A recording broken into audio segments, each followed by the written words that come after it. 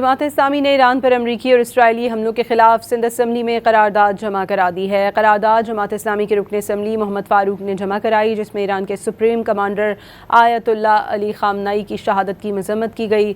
قرارداد میں کہا گیا کہ امریکہ اور اسرائیل عالمی امن کے لیے سب سے بڑا خطرہ ہیں۔ ایران میں اسکولوں، اسپتالوں اور رہائشی علاقوں پر بمباری انسانی حقوق کی کھلی خلاف ورزی ہے۔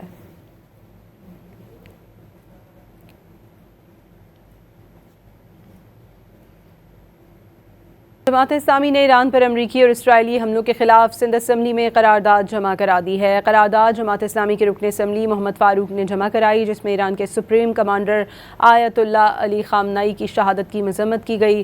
قرارداد میں کہا گیا کہ امریکہ اور اسرائیل عالمی امن کے لیے سب سے بڑا خطرہ ہیں۔